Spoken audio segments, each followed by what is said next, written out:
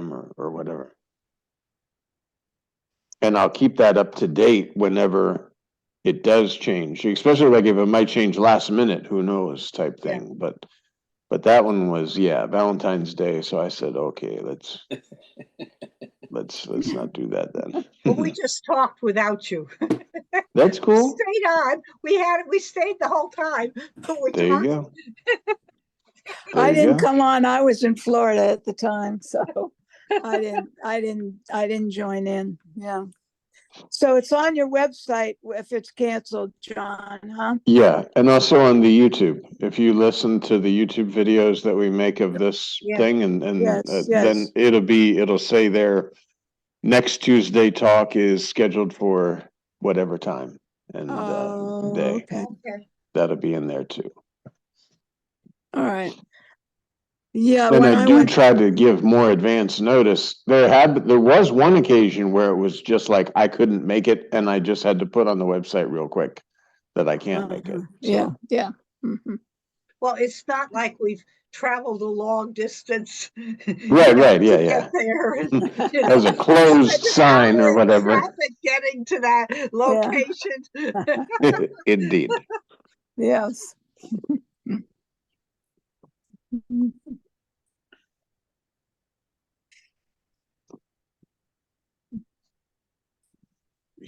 Beth. There we go. Instead of iPhone, we'll put Beth. An owner I take is Keith, yes? Yes, indeed. Right. It says your name is changed. It was iPhone, I guess. Yeah, Beth said iPhone. Yep. So now you say Beth. She's got a name. Indeed.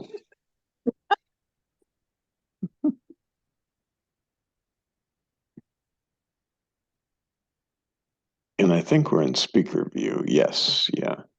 Because people will email me separately and be like, I don't like this gallery view thing. I prefer it when it's speaker view. I like the little boxes. Exactly. So it's like, okay, no worries. Yeah. Anybody communicate with you this week? Any questions? No. No. Nope. Okay.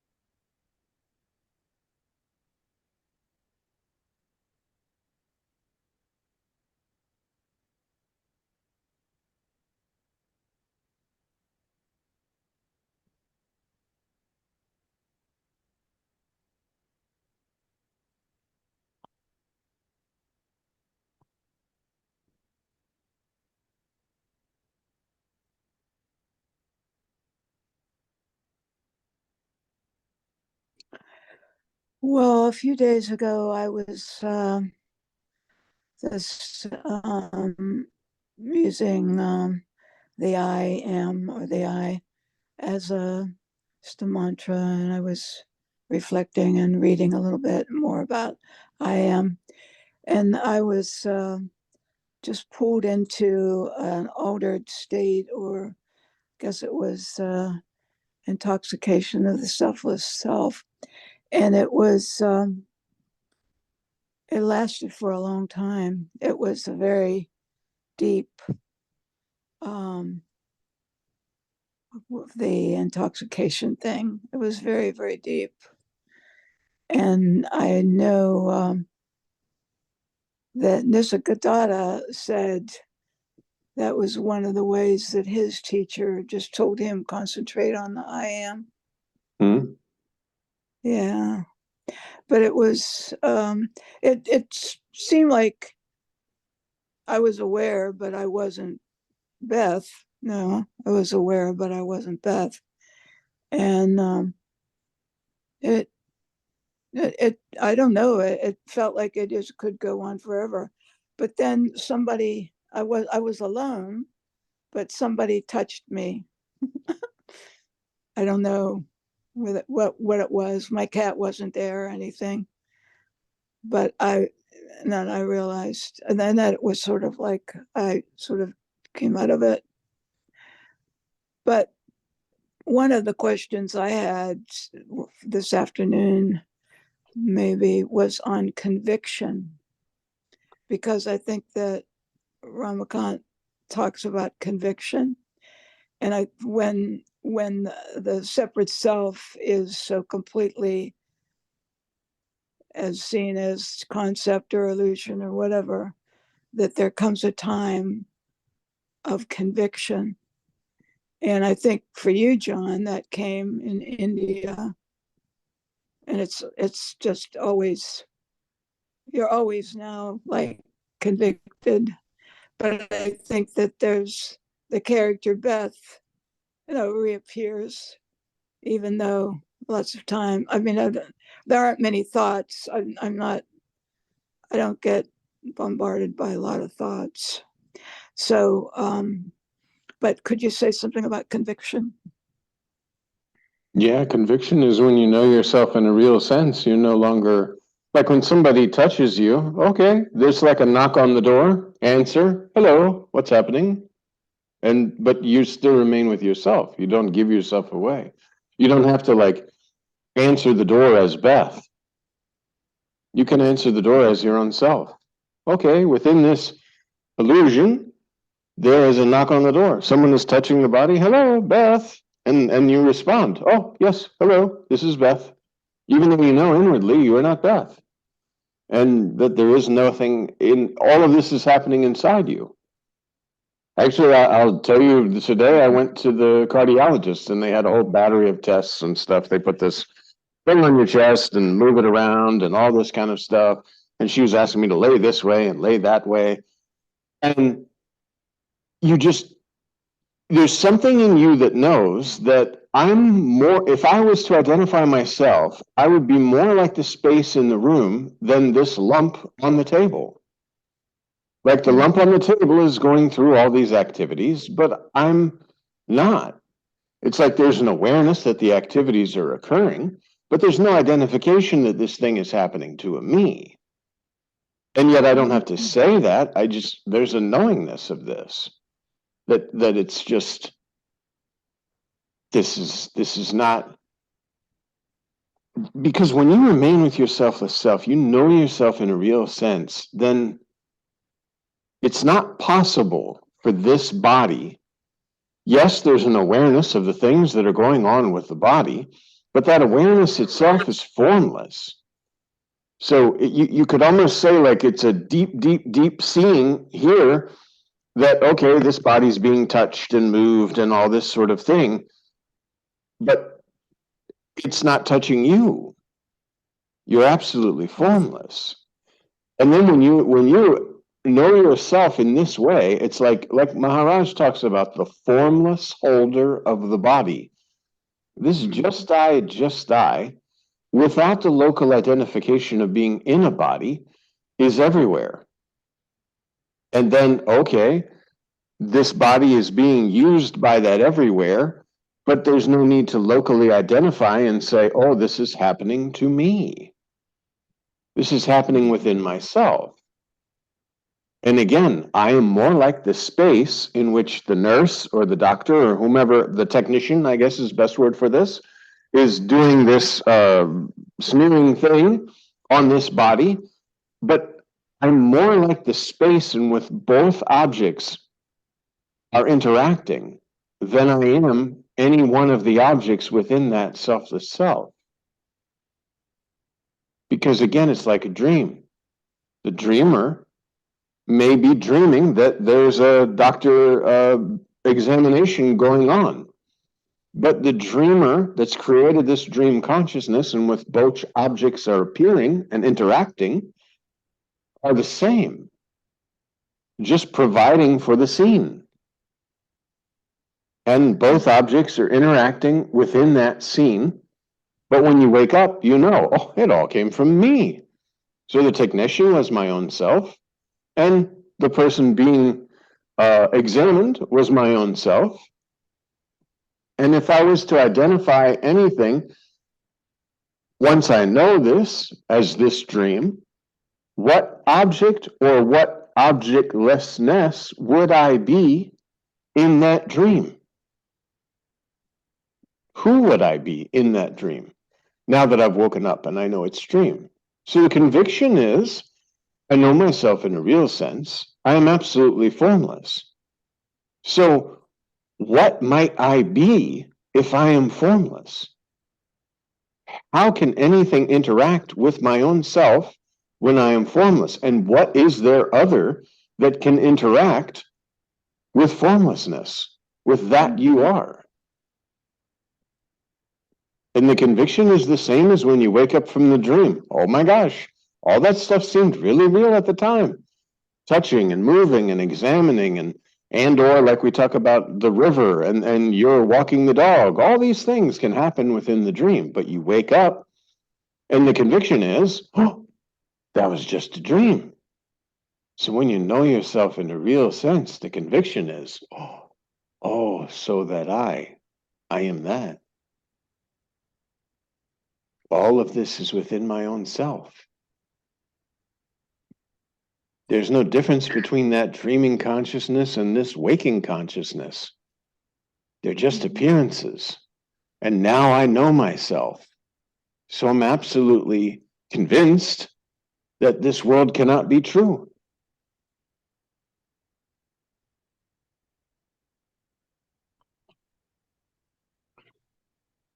But aren't you interacting with that the dream? You are not, no. Like even the dreamer, think about you're the body laying down, then there's a sense of existence, dream is created. All the interaction that goes on within the dream, are you actually interacting or doing anything? If you dream you're swimming, are you swimming? If you dream you're running, are you running? No. So you're not actually doing anything. It's the forms that are created within the formlessness we call the dream consciousness due to the sense of existence and a creation. Poof, a dream world is created. And now a similar thing is happening here. Because of a knowledge of existence, there is a world that seems to appear. And because of identification with this body, from the perspective of being a body, there is a world. And yet in reality, the formless holder of the body is not associated with the world at all, nor can it be.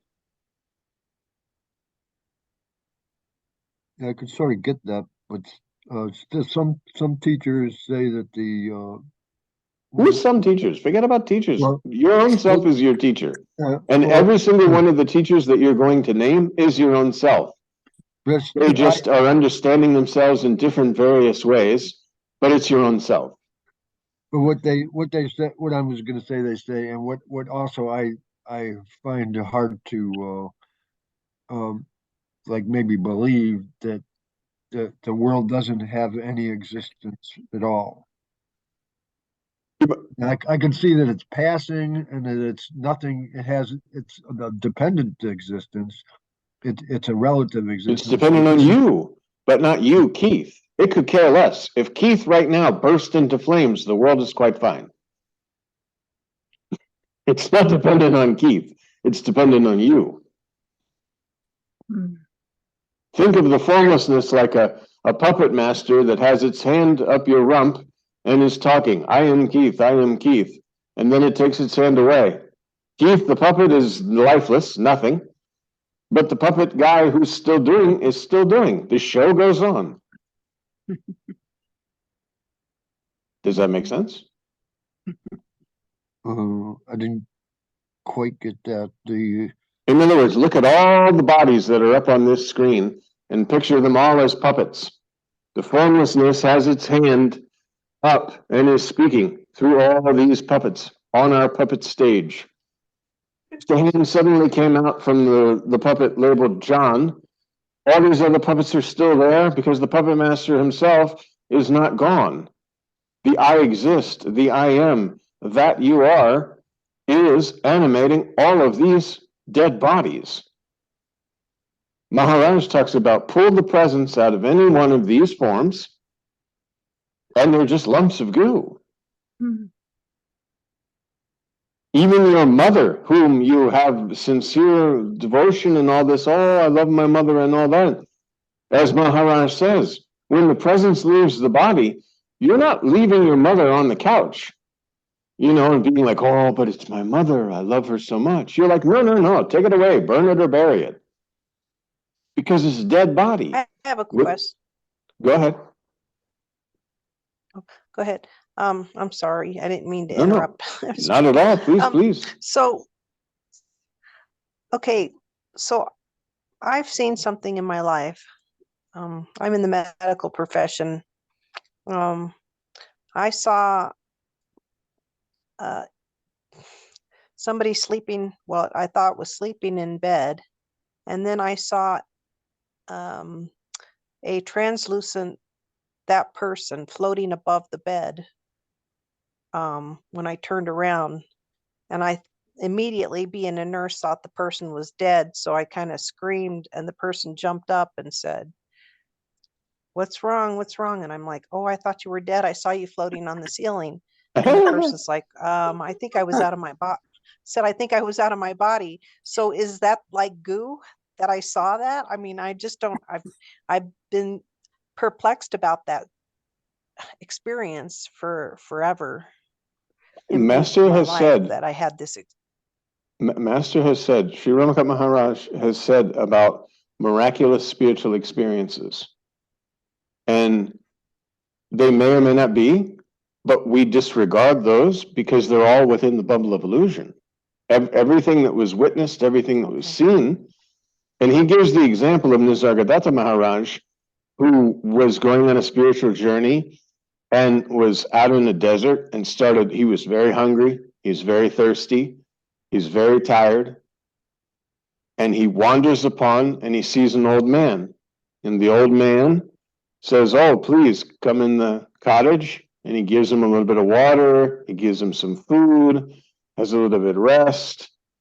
And then he thanks the old man and he turns around and walks away. But he looks back and there was no cottage.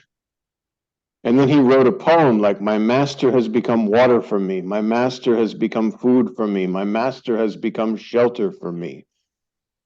Because the closer you get to your own selfless self, miraculous spiritual experiences may occur. But knowing yourself in a real sense, it matters not what occurs. Because you know yourself in a real sense. These are just appearances, just like any other appearance. Like, even if aliens were to come to our world and we started interacting with them and you find yourself on a starship, all of that is still occurring within your own selfless self. Those aliens are still your own self. And although you may be traveling galactically, you're still within your own self. And nothing has happened, nor have you ever moved. You're the same as you are right now, 700,000 light years or whatever away in the alien world. It's still your own selfless self. All is just appearance. And anything may appear because that's the nature of the self, is to create, is to explore, and to, just like in a dream, just all of a sudden, all of this is happening. And Sri Ramakant Maharaj uses the example too about how there's wood sitting on the side of the road. Then an idea comes, let me build a house. But the idea came through the concept of being a body that needs a house within your own self. The idea was provided, the wood was provided, the concept of building a house was provided through thought, and the actual building of the house, the mechanization or the movement of the body building the house, is also your own self. Because nothing is not you.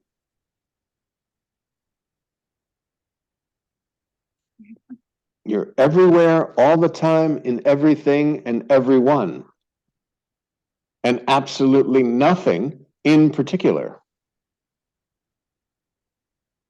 Only when you take a local identification that this is me, is there any kind of concern or trouble. And don't worry, because that's all false. Even if you take a local identification as, I'm John, trying to believe I'm the selfless self, it's just a false idea. Okay. Thank you. Absolutely. It's been bothering me for years. Yeah, no worries. There are many, you know, all these, I think you gave another example about somebody who had polio.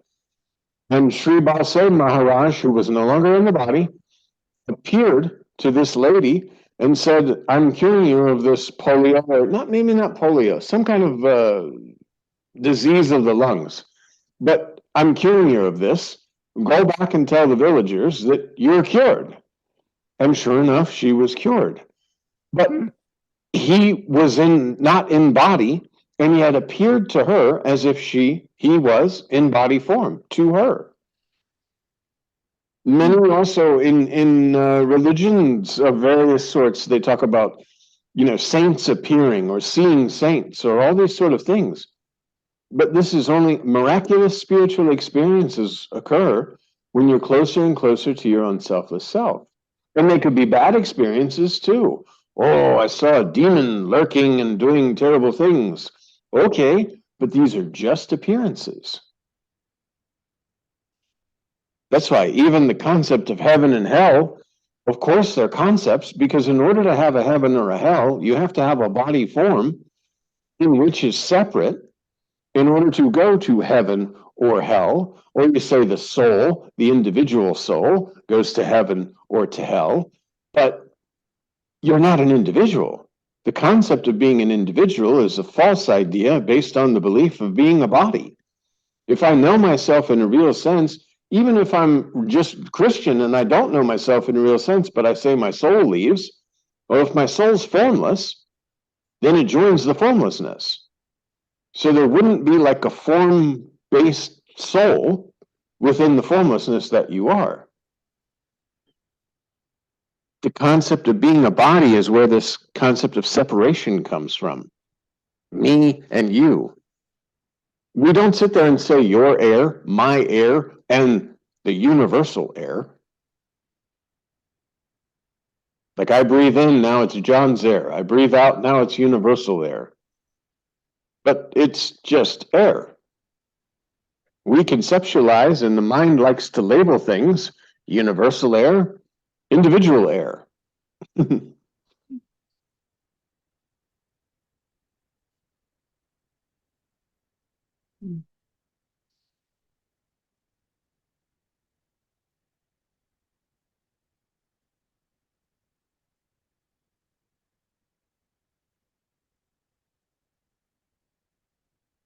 And just like the story of Eklava, when devotion is so very, very, very strong, I'm sure we all know the story of Eklava. He was a young boy who wanted to do archery, and he wanted to study, but they wouldn't allow him to study because he didn't have a high enough ranking, or, you know, he wasn't royal.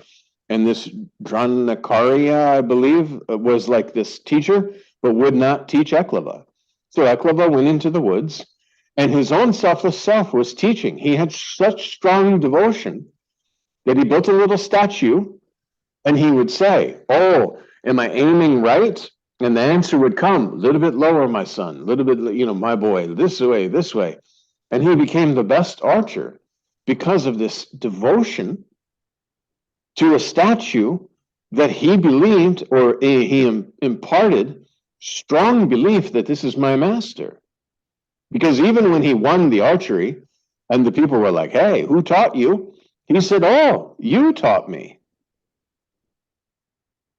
And the guy said, I never taught you. And then he told him what had happened. And the story gets a little bit terrible about cutting off the finger, but basically that's saying that Eklava understood that his archery skills were not his own. They came from the master. And he was absolutely willing to give back what was the master's. But that's strong faith and devotion. And that was one of the things when I went to India. I remember I told Ramakant, after I had read this Eklava story in the book, I said, like, you're my statue, basically, because presence was felt. I came to India and I'm worshiping that presence that is you. Like, I didn't come here to see Sri Ramakant Maharaj. I came here to see that manifestation of my own self. And see, had it been like some other teachers, they would have been like, no, no, no, you came here for me. You must bow to my feet. And even when Maharaj said, he said, you need no other masters. I thought to myself, this is just egoistic sense, still limited identification as I'm someone and he's someone. Just for a moment, it impressed like, uh-oh, this guy is saying like, don't see other masters, don't only see me. And I was like taken aback a little bit, but I sat, I listened. And then of course, everything was beautiful with the mantra and all of this, but he was the statue. Like Sri Ramakant Maharaj was the formless, selfless self that I am, that was there in body, simply because I believed I was a body when I went to see the presence as a body. And then once this presence said, you are not body, you were not body, you're not going to remain body, and mantra to erase these illusory thoughts that you are a body, then master and disciple, these are only concepts within that long dream. And the conviction was, oh, so that I am that. And even when Maharaj left the body, I remember driving up to Frederick to see my son, and I got the news about Maharaj leaving the body, and I was driving. I was very sad. And I thought to myself, oh, now Master has become all of this. And then I thought, no, no, no. Master was always all of this. It was only my own concept that he was limited to a body form at all. That Master didn't turn into all of this. Like, oh, he's no longer in the body, now he's the whole world. No, he was always the whole world, unchanging. And my own self also. And there never was a out of body, in body, all of everything, because there's no change. And that's a beautiful thing when you're like, oh, my master is now everything. He's everywhere around me all the time. But he never was not. Even Maharaj, Nisargadatta Maharaj also used to tell people, you don't need to travel all the way to India to see me. You know, once you come, now you know, you have mantra, you know the truth, you start to have this conviction. If you have conviction and you know yourself in a real sense, what is the point of getting on a plane and flying to India? You're just moving the body from point A to point B. Master is here all the time. You just need to dissolve this concept that you're separate. And once you know yourself in a real sense, you and Master are one and the same. Then whatever goes on within this body-based illusion is nothing. Oh. So even if you are, even if you are affected, if your body is affected by things that happen, it's not, you know, it's not really you then. Yeah, you can't be affected. You can be aware of things happening to the body, and that's why Nisargadatta Maharaj talks about the neighbor's child. Oh, the neighbor's child is sick and crying. It's sad, but it's not you. So you know yourself in a real sense. But in the same sense, it sounds so confusing because sometimes you think, well, it is me because it's all me, but then it's also not you because that formlessness doesn't feel. That formlessness, there's an awareness of a feeling. But you're the power through which the feeling is felt, the awareness of the feeling. But you're not the feeling. You're not the one to whom the feeling is occurring. You're the awareness of the feeling, the power, the energy. That's why laying down on that table today and knowing absolutely that this lump of goo on the table that has to keep flopping around back and forth, I am more like the space in the room in which this activity is occurring than I am this lump that's being flopped back and forth on doing the tests. And there's no mind flow of, oh, this is taking terrible, I'm getting examination or whatever, because I'm not experiencing the examination, because I'm not taking the touch of being something that can be examined.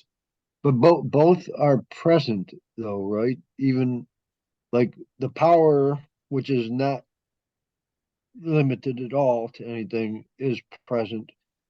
And the experience that is passing is It's also occurring within your own self. Is present also. Well, it's occurring within your own self, and you're outside of time, so past and present doesn't really... Even presence doesn't mean anything at that point, or... Well, past, present, future, all these things are occurring within your own self, so there's no time. Only within the dream. Like tonight you dream, and maybe you dream 2 days in your dream. Present loses its meaning as far as in a time. Of course. If you're formless, how does time even affect you? And this is where scenes appear and disappear. Scenes appear and disappear. Just like according to this, in 4 minutes and 30 seconds, whoo, it all goes away. And it's just disappear. And then next week, whoop, we all appear again. It's just scenes appearing and disappearing. And between now and next week, there will be many scenes that are appearing and disappearing. But there never needs to be an identification, a limitedness of Keith is experiencing. They're just scenes appearing and disappearing. And that formless holder of the body, this is a very deep statement that Maharaj makes, like the formless holder of the body. And you've said you've experienced this before as you're walking outside and the wind hits you, and there's just something in you that knows I'm not being touched by this wind.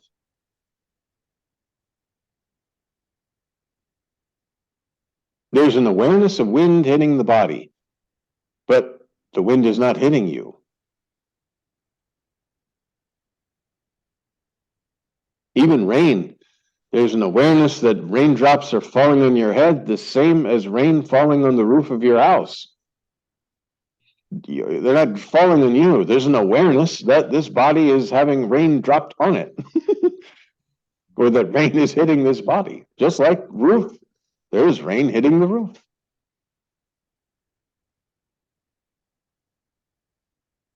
So is it your body or not? It's a body that you happen to be using. I mean, you're moving, right? Like I'm picking up this tea.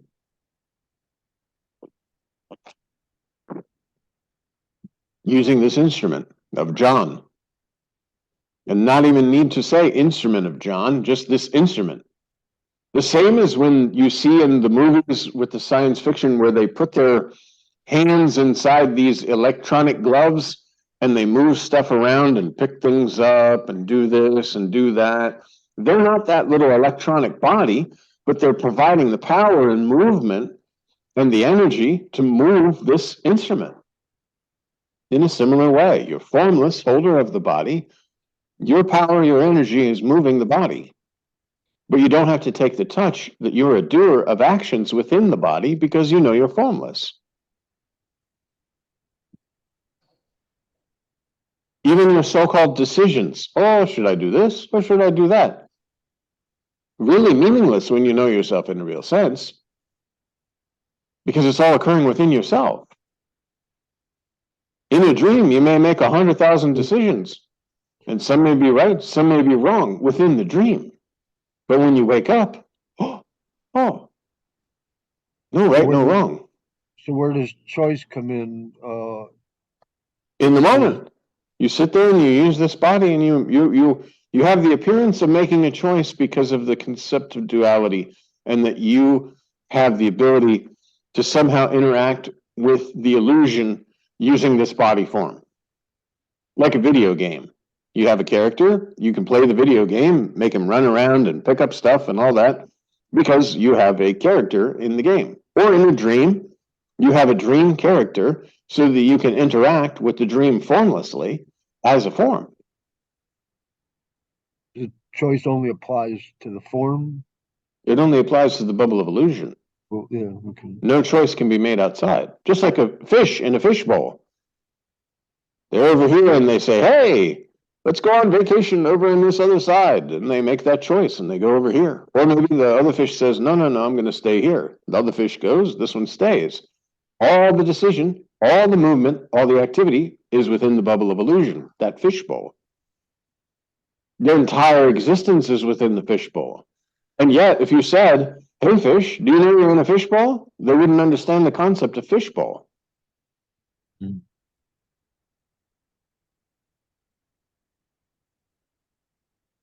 How are we limited? We're able to move about